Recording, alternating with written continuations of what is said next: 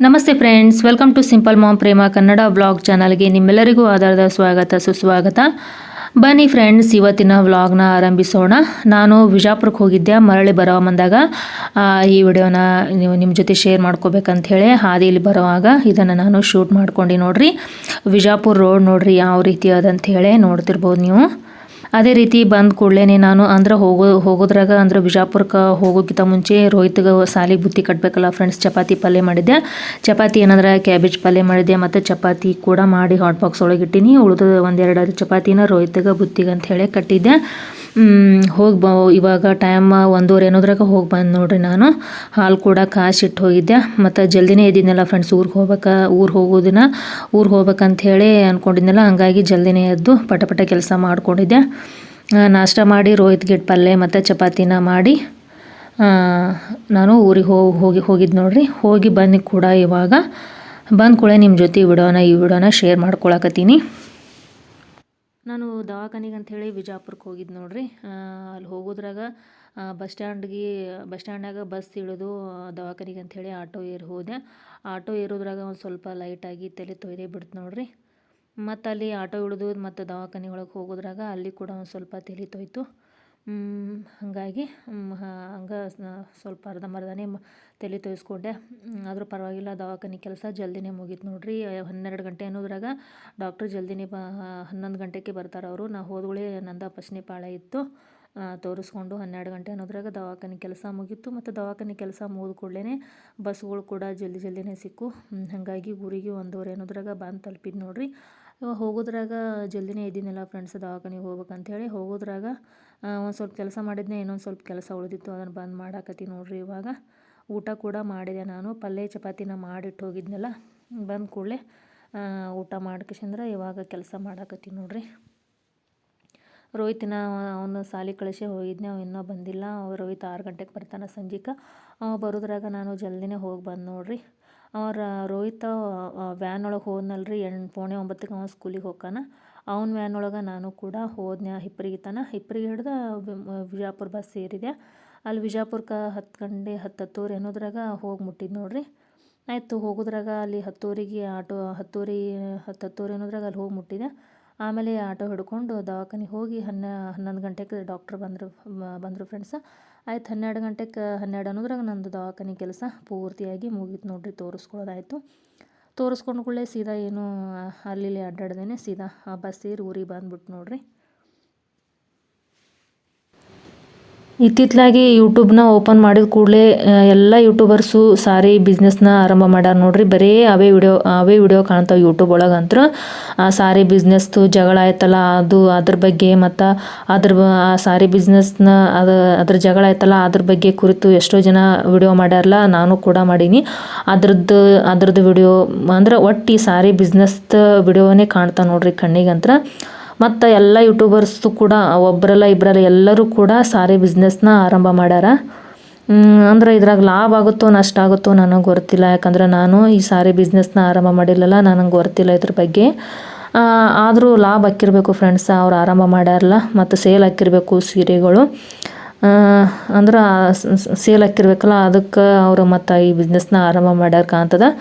Business ಅಂದ್ರೆ ಈಗ ಮಾಡಕ್ಕೆ ನಿತ್ರ ಎಲ್ಲ ಅಂದ್ರೆ ಮಕ್ಕಳ ಬಟ್ಟೆ ಸೇಲ್ ಮಾಡ್ಬೋದು, ಮತ್ತು ಲಂಗ ನೈಟಿ ಇಂಥವೆಲ್ಲ ಸೇಲ್ ಮಾಡ್ಬೋದು. ಆದ್ರೂ ಸಾರಿ ಬಿಸ್ನೆಸ್ನ ಮಾಡ್ತಾರಲ್ಲ ಅದ್ರದ್ದು ಮತ್ತು ಏನು ಲಾಭ ಅದು ಕಾಣ್ತದ, ಅದನ್ನು ನಾವು ಕ್ವಶನ್ ಮಾಡೋಕ್ಕಾಗೋದಿಲ್ಲ. ಅವ್ರವ್ರ ಇಷ್ಟ ಅಲ್ಲ. ಹಾಗಾಗಿ ಆದರೂ ಕೂಡ ಈ ಯೂಟ್ಯೂಬ್ನ ಓಪನ್ ಮಾಡಿದ ಕೂಡಲೇ ಇವೇ ವಿಡಿಯೋ ಕಾಣ್ತಾವಲ್ಲ, ಅದನ್ನು ನಾನು ನಿಮ್ಮ ಜೊತೆ ಶೇರ್ ಮಾಡ್ಕೋಬೇಕು ಅನ್ನಿಸ್ತು. ಅದನ್ನು ಹೇಳ್ಕೊಂಡು ನೋಡ್ರಿ ಫ್ರೆಂಡ್ಸ್. ನಾನಿವಾಗ ಅನ್ನ ಕೂಡ ಮಾಡಿದ್ದಾಯಿತು. ಇವಾಗ ಸ್ವಲ್ಪ ಚಹಾ ಕಾಸ್ಕೊಳಕತ್ತೀನಿ ನೋಡ್ರಿ. ಟೈಮ್ ಇವಾಗ ಮಧ್ಯಾಹ್ನ 1:30 ಆಗ್ಯದ. ಇವಾಗ ಚಹಾ ಕುಡಿಯಾಕತ್ತಳಕ್ಕೆ ಅಂತ ಅನ್ಕೋಬೋದು ನೋಡ್ರಿ. ಯಾಕಂದ್ರೆ ಊರಿಂದ ಬಂದಿನಲ್ಲ, ಒಂದು ಸ್ವಲ್ಪ ತಲೆ ನೋಸ್ತಂಗೆ ಆಗ್ಯದ, ಗಾಳ್ಯಾಗ ಬಂದಿನಲ್ಲ ಫ್ರೆಂಡ್ಸ. ಹಂಗಾಗಿ ಒಂದು ಸ್ವಲ್ಪ ಚಹಾ ಕುಡಿಬೇಕಂತ ಅನ್ನಿಸ್ತು.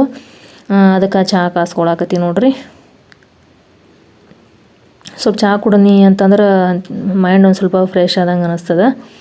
ಅದಕ್ಕೆ ಇದನ್ನು ಚಹಾ ಕುಡಿಯಾಕತ್ತೀನಿ. ಊಟ ಕೂಡ ಆಯಿತು, ಮಾಡಿದೆ. ಅಂದರೆ ಚಪಾತಿ ಮಾಡಿಟ್ಟು ಹೋಗಿದ್ದೆ. ಹೋಗೋಕ್ಕಿಂತ ಮುಂಚೆ ರೋಹಿತ್ಗೆ ಮಾಡಿದ್ನಲ್ಲ ಫ್ರೆಂಡ್ಸ, ಆವಾಗ ಇನ್ನೊಂದೆರಡು ಹೆಚ್ಚಿಗೆ ಮಾಡಿದ್ದೆ. ಬಂದು ಕೂಡಲೇ ಮಾಡೋದು ಆಗೋದಿಲ್ಲ ಅಂಥೇಳಿ ಅಂದ್ಕೊಂಡ್ಬಿಟ್ಟು ಹೋಗಮಂದಾಗ ಮಾಡಿ ಹಾಟ್ ಬಾಕ್ಸ್ ಒಳಗೆ ಮಾಡಿಟ್ಟು ಹೋಗಿದ್ದೆ. ನಾವು ಕೂಡ ತಿಂದೆ, ಪಲ್ಯ ಚಪಾತಿ ಬಂದು ತಿಂದೆ. ತಿಂದ ಕೂಡಲೇ ಇವಾಗ ಚಹಾ ಕುಡಿಯಂಗಾಗಿದೆ. ಚಹಾ ಕುಡಿಯಾಕತ್ತೀನಿ ನೋಡ್ರಿ ಫ್ರೆಂಡ್ಸ.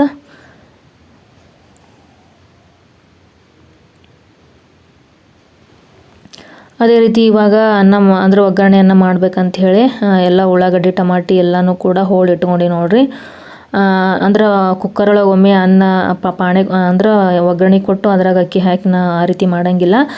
ಫಸ್ಟಿಗೆ ಬಿಳಿ ಅನ್ನ ಮಾಡ್ತೀನಿ ಫ್ರೆಂಡ್ಸ. ಬಿಳಿ ಅನ್ನ ಮಾಡಿ ಅದು ತಣ್ಣಗಾದ್ಮ್ಯಾಗ ಆ ನಂತರ ಒಗ್ಗರಣೆ ಸೈಡಲ್ಲಿ ಒಗ್ಗರಣೆ ಹಾಕಿ ಅನ್ನನ ಕೂಡಿಸ್ತೀನಿ. ಆ ರೀತಿ ಮಾಡಿದ್ರೆ ನನಗೆ ಇಷ್ಟ ಆಗುತ್ತೆ. ಇಲ್ಲಿ ನೋಡ್ತಿರ್ಬೋದು ನಾನು ಅಕ್ಕಿನ 3 ಬಟ್ಲ ತೊಗೊಂಡಿನಿ. ಅಂದರೆ ಎಲ್ಲರಿಗೆ ಊಟಕ್ಕಾಗತ್ತಂತ ಹೇಳಿ 3-3.5 ಬಟ್ಲ ತೊಗೊಂಡಿನಿ. ನಾನು ಅಕ್ಕಿನ ಅಳ್ಯಾಕಂತ ಹೇಳಿ ಒಂದು ಸಣ್ಣ ಬಟ್ಲನ ಈ ರೀತಿ ಮಾಪ್ ಮಾಡಕ್ಕಂತ ಹೇಳಿ ಇಟ್ಟು ನೋಡ್ರಿ. ರೋಹಿತ ನಾನು ಅಂದ್ರೆ ಹಸ್ಬೆಂಡ್ ಜಾಸ್ತಿ ಅನ್ನ ಉಣ್ಣಂಗಿಲ್ಲ ಅವರು. ಈ ಒಗ್ಗರಣೆ ಈ ರೀತಿ ಒಗ್ಗರಣೆ ಅನ್ನೋದು ಮಾಡಿದಗಳೇ ಒಂದು ಸ್ವಲ್ಪ ಚಪಾತಿ ಜೊತೆ ಒಂದು ಸ್ವಲ್ಪ ಉಣ್ತಾರೆ. ಅದಕ್ಕೆ ಎಲ್ಲರಿಗೆ ಆಗುತ್ತೆ ಅಂಥೇಳಿ ಒಂದು 3-3.5 ಬಟ್ಲ ಹಾಕಿ ನೋಡ್ರಿ ಅಕ್ಕಿನ. ಮತ್ತು ನಾನು ರೋಹಿತ್ ಅಂತ ಅಂದಾಗ ಮಾತ್ರ 1.5-2 ಬಟ್ಲ ಅಷ್ಟೇ ಹಾಕಿ ಮಾಡ್ತಿದ್ದೆ ಡೈಲಿ. ಸುಮ್ಮನೆ ಉಳಿದ್ರೆ ಅದು ಯಾರೂ ಉಣ್ಣಂಗಿಲ್ಲ ಅಂಥೇಳಿ ಈ ರೀತಿ ನಾನು ಸಣ್ಣದಾಗಿ ಬಟ್ಲ ಮಾಪ್ ಮಾಡೋಕ್ಕಂಥೇಳಿ ಇಟ್ಟು ನೋಡ್ರಿ. ಇವಾಗ ಅನ್ನ ಮಾಡ್ತೀನಿ. ಅನ್ನ ತಣ್ಣಗಾದ್ಮ್ಯಾಗ ಆ ನಂತರ ಉಳ್ಳಾಗಡ್ಡಿ ಟಮಾಟಿ ಅದನ್ನೆಲ್ಲ ಹಾಕಿ ಪಾಣೆ ಕೊಟ್ಟು ಒಗ್ಗರಣೆ ಹಾಕ್ತೀನಿ ನೋಡ್ರಿ. ಮೆಣ್ಸಿನ್ಕಾಯನ್ನು ಹೋಳಿಲ್ಲ ನೋಡ್ರಿ ಫ್ರೆಂಡ್ಸ್ ನಾನು. ಯಾಕಂದ್ರೆ ಒಂದು ಸ್ವಲ್ಪ ಮಸಾಲೆ ಖಾರ ಹಾಕಬೇಕಂತೆ. ಅಂದರೆ ಮೆಣ್ಸಿನ್ಕಾಯಿ ಹಾಕಿದ್ರೆ ರೋಹಿತ್ ಆಯ್ದಾಯ್ತಿತ್ತಾನ, ಖಾರ ಹಾಕಿದ್ರು ಕೂಡ ವೇಸ್ಟ್ ಅಲ್ಲ. ಹಾಗಾಗಿ ಒಂದು ಸ್ವಲ್ಪ ಲೈಟಾಗಿ ಮಸಾಲೆ ಖಾರ ಹಾಕಿ ಮಾಡ್ತೀನಿ ನೋಡ್ರಿ. ಅದು ಕೂಡ ರುಚಿ ಕೊಡ್ತದೆ. ಅನ್ನದ ಜೊತೆ ಮಸಾಲೆ ಖಾರ ಹಾಕಿ ಮಾಡಿದ್ರೆ ನಾವು ಮನೆಯಲ್ಲೇ ರೆಡಿ ಮಾಡೇವಲ್ಲ ಫ್ರೆಂಡ್ಸ್. ನಮ್ಮ ಉತ್ತರ ಕರ್ನಾಟಕದ ಕಡೆ ನಾವು ಈ ಮಸಾಲೆ ಖಾರ ಅಂಥೇಳಿ ನಾವು ಮನೆಯಲ್ಲೇ ರೆಡಿ ಮಾಡ್ಕೋತೀವಿ. ಅದನ್ನು ಅನ್ನಕ್ಕೆ ಹಾಕಿ ಒಗ್ಗರಣೆಯನ್ನು ಮಾಡಿದ್ರೆ ಅನ್ನ ಒಂಥರ ಟೇಸ್ಟ್ ಕೊಡ್ತದೆ ನೋಡ್ರಿ. ಆ ರೀತಿ ನಾನು ಒಗ್ಗರಣೆಯನ್ನು ಈ ರೀತಿ ಮಾಡಿದಾಗ ಅಂದ್ರೆ ಸಂಜೆನ ರಾತ್ರಿ ಮಾಡಿರ್ತೀವಿ ಅನ್ನ, ಬೆಳಿಗ್ಗೆ ಉಳಿದಿರ್ತದಲ್ಲ ಫ್ರೆಂಡ್ಸ, ಅದನ್ನು ಕೂಡ ನಾನು ಈ ರೀತಿ ಮಾಡಿ ಒಬ್ಬಳೆ ಮಾಡಿ, ಅಂದ್ರೆ ಮನ್ಯಾಗ ಯಾರೂ ತಿನ್ನಂಗಿಲ್ಲ ನಿನ್ನೆ ಅನ್ನ ಅಂತೇಳಿ ಅದನ್ನು ನಾನು ಈ ರೀತಿ ಉಳ್ಳಾಗಡ್ಡೆ ಟಮಾಟಿ ಮತ್ತು ಮಸಾಲೆ ಖಾರ ಹಾಕಿ ಒಗ್ಗರಣೆ ಕೊಟ್ಕೊಂಡು ನಾನು ತಿಂತೀನಿ ನೋಡ್ರಿ. ಹಸ್ಬೆಂಡು ತಿನ್ನಂಗಿಲ್ಲ ಅವ್ರು ನಿನ್ನೆ ಅನ್ನ ಅಂಥೇಳಿ. ರೋಹಿತ್ಗೂ ಕೂಡ ನಾನು ಕೊಡೋಂಗಿಲ್ಲ ನಿನ್ನೆ ಅನ್ನನ. ಮತ್ತು ನಾನು ಒಬ್ಬಳೆ ಅಲ್ಲ, ಹಂಗಾಗಿ ಅದನ್ನು ಈ ರೀತಿಯೇ ನಾನು ಮಾಡ್ಕೊತೀನಿ ನೋಡ್ರಿ. ಇವಾಗ ಬಿಸಿಯನ್ನು ಮಾಡಕತ್ತೀನಿ. ಅನ್ನ ತಣ್ಣಗಾದ್ಮ್ಯಾಗ ಅದನ್ನು ಒಗ್ಗರಣೆ ಕೊಡ್ತೀನಿ. ಇವಾಗ ನೋಡ್ತಿರ್ಬೋದು ಫ್ರೆಂಡ್ಸ ಬಿಸಿಲು ಎಷ್ಟು ಅದ ಅಂಥೇಳಿ. ನಿನ್ನೆ ರಾತ್ರಿ ಟೈಮ್ದಾಗ ಮಳೆ ಸಿಕ್ಕಾಪಟ್ಟೆ ಮಳೆ ಆಗ್ಯದ. ಇವಾಗೂ ಕೂಡ ಮಾಡಾಗ್ಯದ. ಇಲ್ಲಿ ನೋಡ್ತಿರ್ಬೋದು ಬಟ್ಟೆ ಎಲ್ಲ ತೊಳೆದು ನಾನು ಮ್ಯಾಗ ಒಣಾಕಿನಿ. ಇಲ್ಲಿ ಮಾಡಾಗ್ಯದ, ಕುದಿ ಕೂಡ ಅದ ಸಿಕ್ಕಾಪಟ್ಟೆ. ಮತ್ತು ರಾತ್ರಿ ಮಳೆ ಬರ್ತದೇನು ಗೊತ್ತಿಲ್ಲ ನೋಡ್ರಿ. ಅದಕ್ಕೆ ಬಿಸಿಲು ನೋಡ್ರಿ ಹೆಂಗದ. ಅದೇ ರೀತಿ ಫ್ರೆಂಡ್ಸ ಇಲ್ಲಿ ನಾನು ಪುಂಡಿ ಪಲ್ಯನ ನಾನು ಸಾಣಿಸ್ಕೋತಾ ಕೂತೀನಿ ನೋಡ್ರಿ. ನಮ್ಮ ತೋಟದ ನೋಡ್ರಿ ಇದನ್ನು ಇವಾಗ ಸೋಸ್ಲಾಕಂಥೇಳಿ ಇಲ್ಲಿ ಒಂದು ಒಡ್ನಿ ಹಾಕ್ಕೊಂಡು ಅದ್ರ ಮ್ಯಾಗ ಈ ರೀತಿ ಪಲ್ಯನೆಲ್ಲ ನೀಟಾಗಿ ಸೋಸಾಕತ್ತೀನಿ ನೋಡ್ರಿ ಬೆಳಕಿ ಕೂತು. ಫ್ರೆಂಡ್ಸ್ ಇದನ್ನು ಪುಂಡಿ ಪಲ್ಯ ಮತ್ತು ಜೋಳದ ರೊಟ್ಟಿನ ನಮ್ಮ ಕಡೆ ಇದು ಸ್ಪೆಷಲ್ ರೆಸಿಪಿ ಅಂತ ಹೇಳ್ಬೋದು ನೋಡ್ರಿ. ಪುಂಡಿ ಪಲ್ಯ ಮಾಡಿದ ಕೂಡಲೇ ನಮ್ಮ ಕಡೆ ಜೋಳದ ರೊಟ್ಟಿ ಮಾಡ್ತಾರೆ. ಚಪಾತಿನ ನಾನು ಡೈಲಿ ಚಪಾತಿನೇ ಮಾಡ್ತೀನಿ.